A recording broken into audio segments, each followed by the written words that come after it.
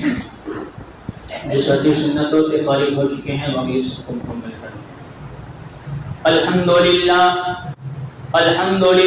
نحمده ونستعینه ونستغفره ونؤمن به ونتوکل علیہ ونعوذ باللہ من شرور انفسنا ومن سیئات اعمالنا من يهد الله فلا مضل له ومن يضلله فلا هادي له ونشهد أن لا إله إلا الله وحده لا شريك له ونشهد أن سيدنا ومولانا محمدا عبده ورسوله صلى الله عليه وعلى آله وأصحابه وبارك وسلم تسليما كثيرا كثيرا أما بعد فأعوذ بالله من الشيطان الرجيم بسم الله الرحمن الرحيم وأقم الصلاة طرفي النهار وزلفا من الليل إن الحسنات يذهبن السيئات وقال النبي صلى الله عليه وسلم الصلاة عماد الدين فمن أقامها أقام الدين ومن هدمها فقد هدم الدين أو كما قال عليه الصلاة والسلام صدق الله العظيم وصدق رسوله النبي الكريم رب اشرح لي صدري ويسر لي أمري واحلل عقدة من لساني يفقهوا قولي۔ ایک مرتبہ نبی اکرم صلی اللہ علیہ وسلم پر درود شریف پڑھ لیجیے۔ اللهم صل على محمد وعلى آل محمد كما صليت على إبراهيم وعلى آل إبراهيم إنك حميد مجيد اللهم بارك على محمد وعلى آل محمد كما باركت على إبراهيم وعلى آل إبراهيم إنك حميد مجيد۔ محترم بزرگوں اور عزیز دوستوں، اللہ تبارک و تعالیٰ کا احسان، اللہ کا فضل اور اللہ کا کرم ہے کہ اللہ تعالیٰ نے ہم تمام کو نماز جمعہ کے لیے اپنے گھر مسجد جلد سے جلد آنے کی توفیق نصیب فرمائی۔ جو باتیں کہیں جائیں ان تمام باتوں پر اللہ تعالیٰ ہم تمام کو ہمیشہ موت تک عمل کرتے رہنے کی توفیق نصیب فرمائے۔ بزرگوں، دوستوں اور عزیزوں، اللہ تعالیٰ نے دین اور ایمان کے بعد ہم تمام لوگوں کی کامیابی نماز کے اندر رکھی۔ اس چیز کے اندر ہم نماز کو چھوڑ کر اپنی دنیا اور آخرت کی کامیابی تلاش کریں گے تو ہم ذرہ برابر کامیاب نہیں ہو سکتے۔ دن میں 5 مرتبہ اللہ تعالیٰ نے مؤذن کی زبان سے یہ الفاظ علی الاعلان کہلوائے، حی علی الصلاۃ، حی علی الصلاۃ، آؤ نماز کی طرف، آؤ اس چیز کی طرف، نماز کی طرف۔ 2 مرتبہ اذان کے اندر جملے۔ اب نماز کیا ہے؟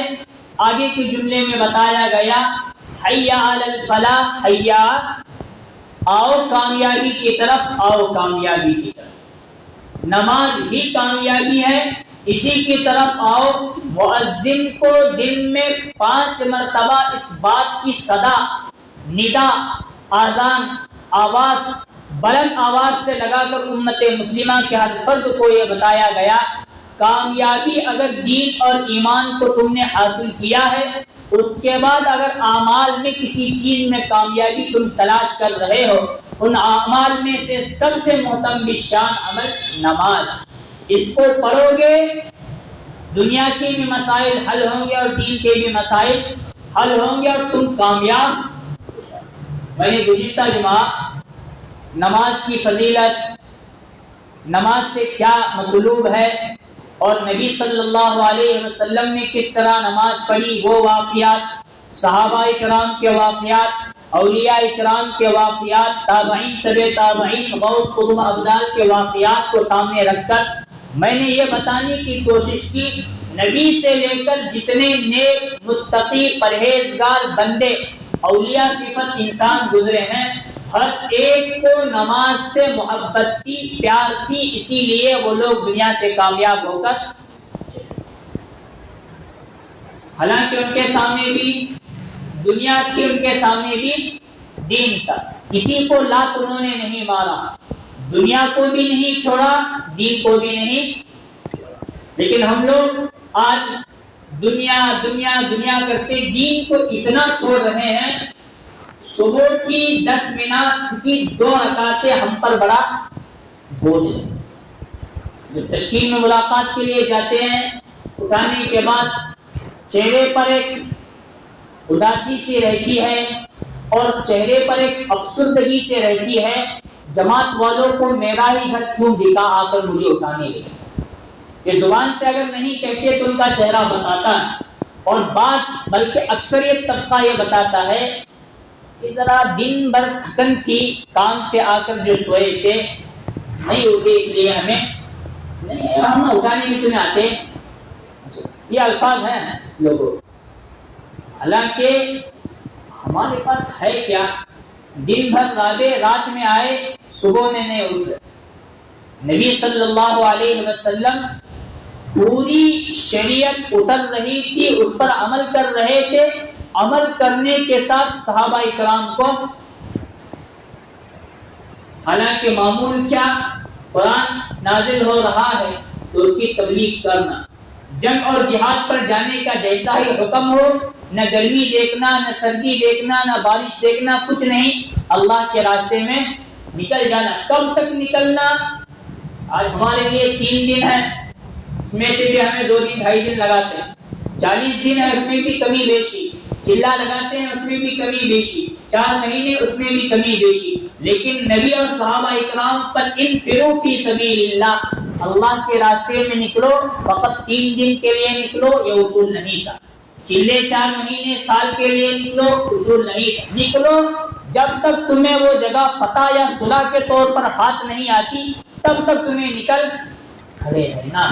لیکن یہ لمبا چوڑا عرصہ گزرتا، کسی جگہ 3 دن گزرتے، کسی دن ہفتہ لگتا، کسی دن 10 دن لگتے، کبھی کبھار تو 4 مہینے تک بھی گزر. نبی آئے، جمعہ پڑھائے، پھر واپس چلے گئے. لیکن کسی صحابی سے لے کر نبی صلی اللہ علیہ وسلم کی ایک نماز کبھی چھوٹی ہو جان بوجھ کر ابھی تاریخ میں کبھی ملنا بڑا مشکل تھا. ہمارے پاس کچھ بھی نہیں، ہر سہولت موجود ہے، ہم لوگوں کو نماز سے بڑی.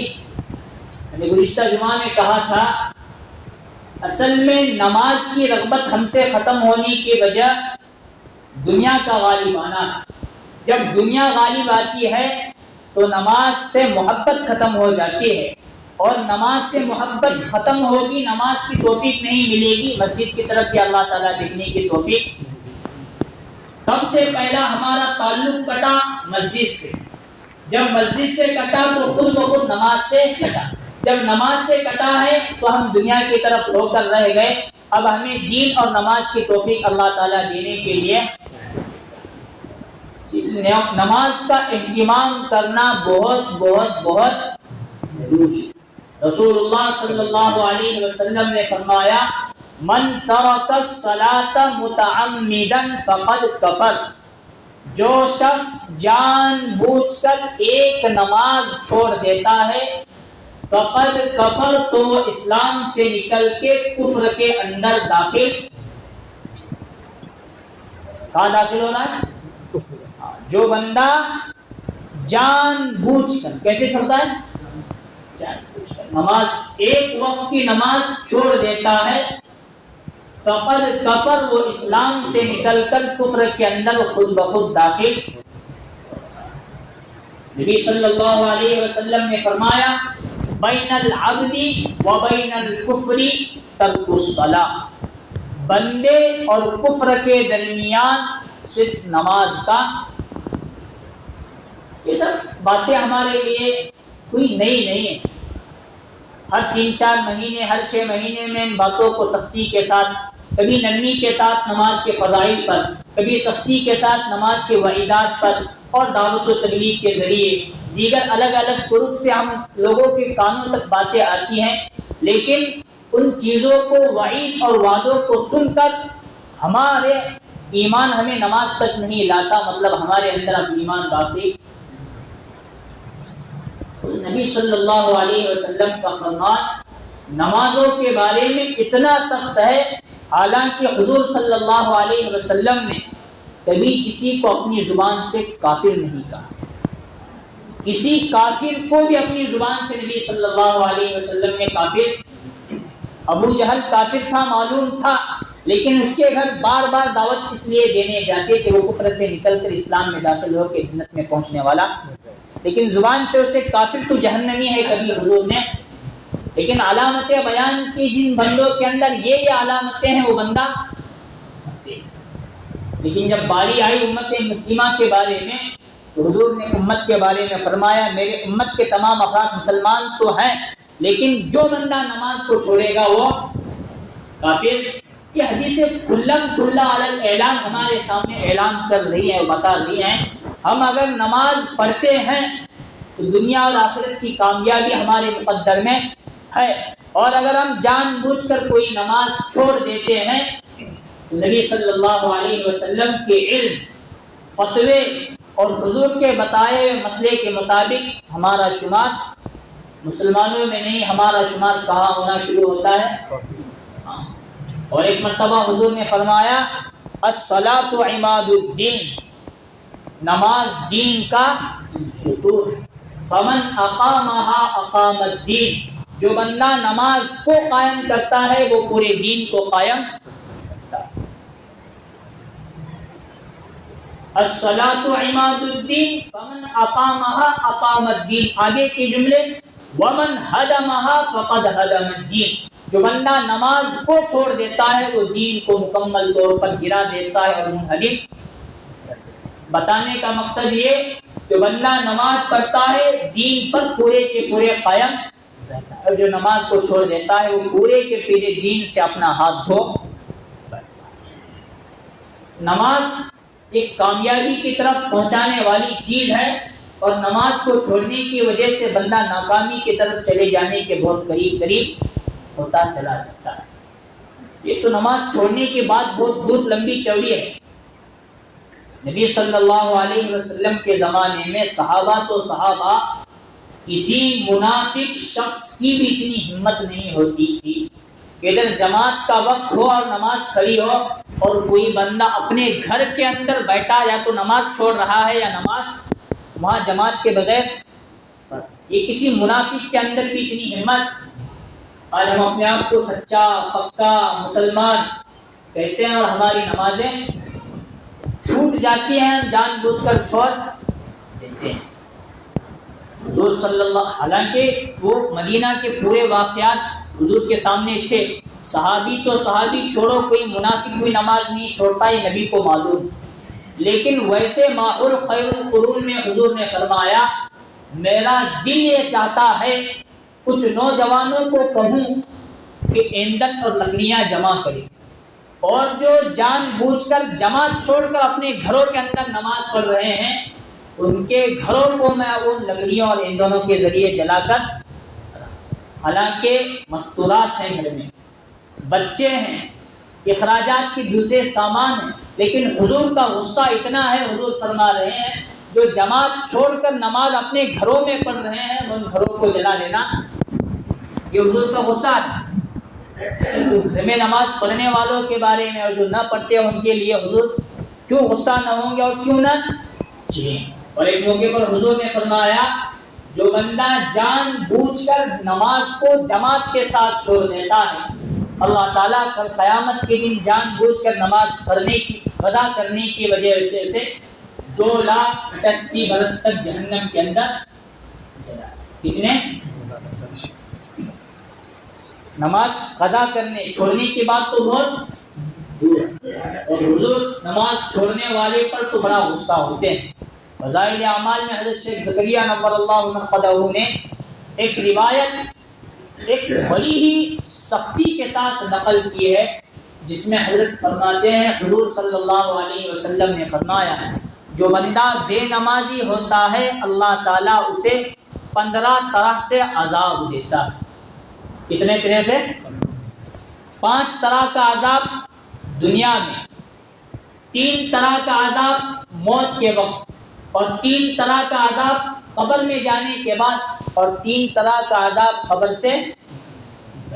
اب ذرا تفصیل کے ساتھ سننا کوشش کرتے ہیں یا مختصر کر دیتے ہیں موقع کی مناسبت دیکھ کر. جو بندہ بے نمازی ہوتا ہے اللہ تعالیٰ 5 طرح سے اسے دنیا میں عذاب دیتے ہیں. نمبر 1 یہ ہے کہ اللہ تعالیٰ اس کی زندگی کی برکت ختم کر دیتے ہیں. آگے بیچ میں جگہ ہے, صلاح الدین آگے بیچ میں جگہ ہے. آؤ سر کے نوجوان حضرات ہیں, آؤ چلے سامنے. اس طرح جگہ چھوڑ چھوڑ کر بیٹھنا ہے بری عادت ہے. آؤ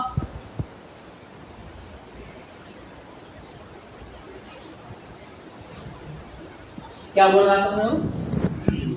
5 طرح کا عذاب بے نمازی کے لیے دنیا میں. نمبر 1 یہ کہ بے نمازی کی وجہ سے اللہ تعالیٰ اس کی زندگی کی برکت ختم کر دیتے ہیں. رزق کی برکت بھی اس میں ختم ہو گئی اور زندگی کی برکت بھی ختم ہو گئی. زندگی کی برکت ختم ہونے کا مقصد یہ یا تو اس کی عمر کو اللہ تعالیٰ گھٹا دیتے ہیں یا اس کی عمر جو لکھی گئی ہے اللہ کے رجسٹر میں 80 سال 90 سال جتنی بھی وہ عمر تو رہتی ہے لیکن اپنی زندگی سے بیچارہ پریشان ہو کر ہمیشہ اس بات میں اس کا دل و دماغ گھومتے رہتا ہے ایسی زندگی سے کیا موت بہتر. وہ اندر اندر سے فوراً اپنے آپ کو محسوس کرتا ہے اور کبھی کبھار اس کے دل و دماغ میں یہ بات آتی بھی ہے اور اس حد تک وہ گزر جاتا ہے کہ میں خود اپنی جان کو ہلاکت میں ڈال کر خودکشی. یہ علامت ہے اس بات کہ اللہ تعالیٰ نے بے نمازی کی نماز نہ پڑھنے کی وجہ سے زندگی کی برکت مکمل طور پر کر دی اور چھین. نمبر 2 اللہ تعالیٰ صلحاء کا نور ختم کر دیتا ہے. صلحاء کے معنی بزرگوں کے چہروں کو دیکھنے کے بعد اللہ یاد آتا ہے, اولیاء کو دیکھنے کے بعد اللہ یاد آتا ہے. ان کی صحبت میں رہ کر نماز سیکھ کر ہم نماز پڑھیں گے گرچہ ہم متقی پرہیزگار نیک ولی نہیں بن سکتے لیکن جو ان کے چہرے پر رونق روشنی اور نور ہوتا ہے اللہ تعالیٰ نماز کی برکت سے ہم لوگوں کو وہ دے دیتے ہیں. نماز نہ پڑھنے کی وجہ سے اللہ تعالیٰ وہ کتنے ہو گئی 2 ہو گئے. نمبر 3 یہ دنیا کے اعتبار سے عذاب یہ ہے کہ اللہ تعالیٰ اس کے نیک اعمال کا اجر ہٹا دیتے ہیں ختم کر دیتے ہیں. بندہ کتنا ہی بڑا نماز کے علاوہ کوئی نیک کام کرے نماز نہیں پڑھتا لیکن رمضان کے روزے رکھتا ہے نماز نہ پڑھنے کی وجہ سے رمضان کے روزوں کا ثواب اس بے نمازی بندے کو بولو جلدی زکوٰۃ دیتا ہے لیکن نماز نہیں پڑھتا نماز نہ پڑھنے کی وجہ سے زکوٰۃ کا ثواب اجر حج کرتا ہے عمرہ کرتا ہے چلا 4 مہینے سب میں جاتا ہے لیکن آنے کے بعد نماز نہ پڑھنے کی وجہ سے اللہ تعالیٰ ان نیک اعمال کا اجر رجسٹر کے اندر نہیں لکھتے اس کو ختم کر دیتے. تو نے کیا نماز نہیں پڑھا تو چل اس کا ثواب میں تجھے کتنے ہو گئے 3. نمبر 4 یہ اب تو بندہ کسی بھی موقع پر دعائیں جو مانگتا ہے وہ دعا اللہ تعالیٰ قبول. نمبر 5 یہ ہے کہ جو نبی صلی اللہ علیہ وسلم نے صحابہ اکرام نے تابعین تبع تابعین ائمہ اکرام نے اولیاء اکرام نے جو دعا امت کے حق میں مانگی ہے اس بے نمازی بندے کی دعا کا حق ان بزرگوں کی دعا کے اندر اللہ تعالیٰ نہیں. نبی نے میرے لیے مانگا ان کی تو دعا قبول ہونے والی لیکن میں نماز نہیں پڑھ رہا میرے حق میں نبی کی دعا قبول نہیں. حضرت پیران پیر نے میرے لیے مانگا لیکن میں نماز نہیں پڑھ رہا اس لیے ان کی دعا میرے حق میں قبول. ای بات سمجھ میں کہ 5 طرح سے اللہ تعالیٰ دنیا کے اندر عذاب.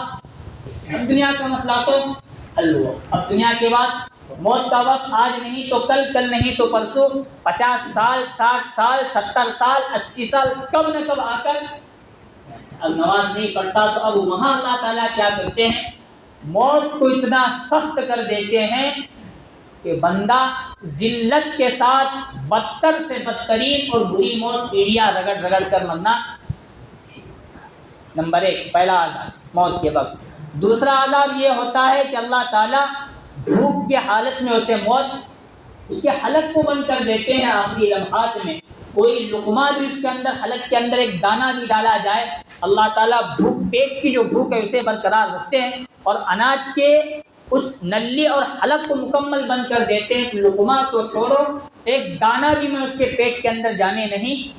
بھوک کی حالت میں تڑپنا شروع ہوگی. نمبر 3، پیاس کی حالت کی شدت اتنی بڑھ جاتی ہے اگر ساتوں سمندر بھی اسے پینے پر مجبور کیا جائے اور حلق کو کھول دیا جائے اور تمام نالے ندیاں سمندر کا پانی وہ پی لے، پھر بھی اس کی پیاس بجھنے والی. اس طرح بدتر سے بدترین موت کس کی آتی ہے؟ بے نمازی. وہ ختم ہو. یہ تو موت کی. اب موت کے بعد کہاں جانے ہونا؟ قبر میں سلاتی. قبر میں جانے کے بعد اللہ تعالیٰ قبر کو اتنا تنگ کر دیتے ہیں، پسلیاں ایک دوسری آپس میں اس طرح گھس جاتی.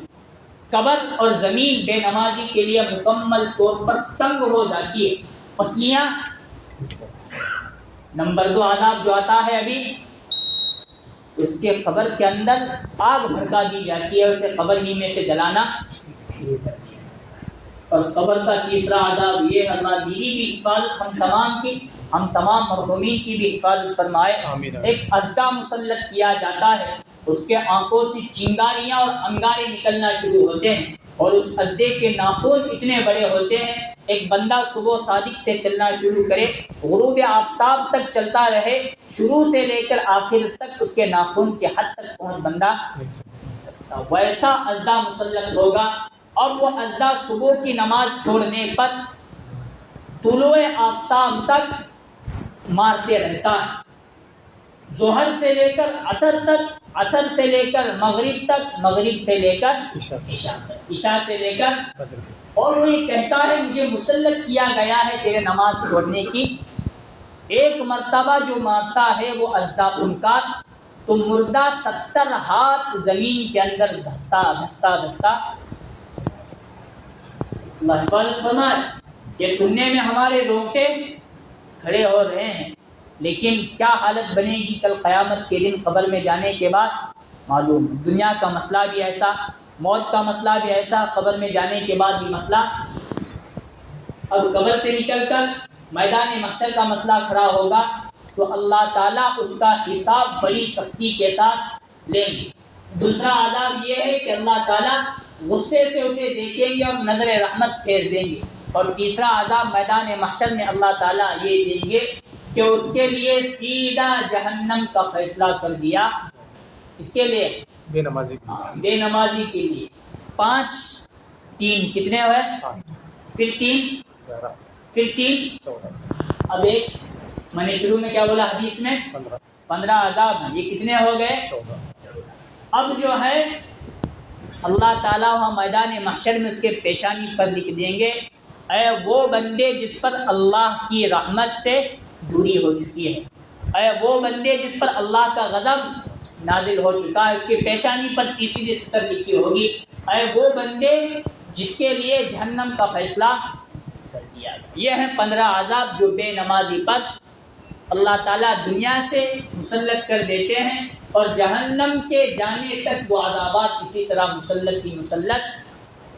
بے نمازی کا مسئلہ بڑا سخت، اس لیے نبی صلی اللہ، حالانکہ ہونا تو یہ چاہیے تھا نبی صلی اللہ علیہ وسلم امت کو ترغیب دے کر بات سمجھا، ترغیب بھی دی، لیکن نماز چھوڑنے کا جہاں مسئلہ آیا، اس طرح کے سخت سے سخت عذابات ایک ہی حدیث کے اندر نبی صلی اللہ علیہ وسلم نے بیان کر، جان بوجھ کر نماز چھوڑنے والے کے لیے بیان کر دیا. وہ بندہ میری امت میں اس کا شمار نہیں، وہ جہنم کے لیے تیار ہو جائے، وہ کفر کے اندر داخل. اب صاحب کشف بزرگوں کا ایک واقعہ اولیاء کرام کے طور پر لکھا جاتا، بیان کیا جاتا ہے. کسی بزرگ نے 3 جانوروں کو اپنے سامنے، یہ کشف و کرامات کی باتیں ہیں، وہاں تک ہم گنہگاروں کی نگاہ پہنچنا مشکل، تو اولیاء کرام ہیں ان کے ذریعے بات پہنچی ہے. ایک ولی اور ایک بزرگ نے 3 جانوروں کو اپنے سامنے، ایک تو گدھا تھا، دوسرا کتا تھا اور تیسرا خنزیر. وہ بزرگ کہتے ہیں اللہ کی تسبیح مخلوق میں ہر چیز کرتی ہے، لیکن یہ جو تینوں جانور ہیں وہ بھی کرتے ہیں کیا؟ تو کشف و کرامت میں جب بیٹھے اللہ تعالیٰ نے وہ حالات ان پر منکشف کر دیے، تو دیکھا گدھا یہ اللہ کی تسبیح کر رہا تھا، الحمدللہ الذی جعلنی حمارا ولم یجعلنی کلبا. گدھا یہ اللہ کی تسبیح بیان کر رہا تھا، اللہ تیرا لاکھ لاکھ شکر ہے اور تیرے لیے حمد و ثنا ہے، تو نے مجھے گدھا تو بنایا، کتا نہیں. اب اس کتے کی زبان کو اس بزرگ نے سنا، ولی نے، وہ اللہ کی تسبیح بیان کر رہا تھا، الحمدللہ الذی جعلنی کلبا ولم یجعلنی خنزیرا. وہ کتا یہ کہہ رہا تھا اللہ کو، اے اللہ تیرا لاکھ لاکھ شکر ہے، تیرے لیے حمد و ثنا ہے، تو نے مجھے کتا تو بنایا لیکن خنزیر. اب نمبر کس کا؟ خنزیر کا. اب وہ کیا تسبیح بیان کر رہا تھا، وہ ولی، وہ بزرگ، وہ نیک بندے سننے لگے تو وہ خنزیر یہ کہہ رہا تھا، الحمدللہ الذی جعلنی خنزیرا ولم یجعلنی تارک الصلاۃ. اے اللہ تیرا ہم تیری ثنا، تیرے لیے سب کچھ ہے، تو نے مجھے خنزیر تو بنایا لیکن مجھے بے نمازی نہیں. وہ بزرگ اس واقعے کے بعد ان تمام کی بولی سن کر یہ بیان کرتے ہیں، کتے، گدھے اور خنزیر سے بدترین مخلوق اگر دنیا میں کوئی ہے تو بندہ نماز کو چھوڑنے والا، سور سے گیا گزرا انسان. یہ حالات، یہ واقعات کو بیان کرنے کا مقصد یہ ہے، کبھی نرمی کے ساتھ کبھی سختی کے ساتھ ہم نماز سے، مسجد سے ہمارا تعلق مضبوط ہو جائے.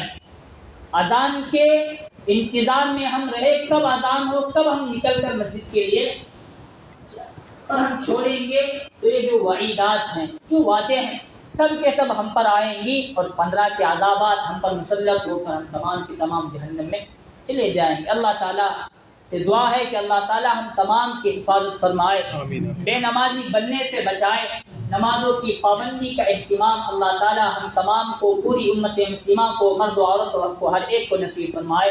آمین. وآخر دعوانا الحمدللہ رب العالمین.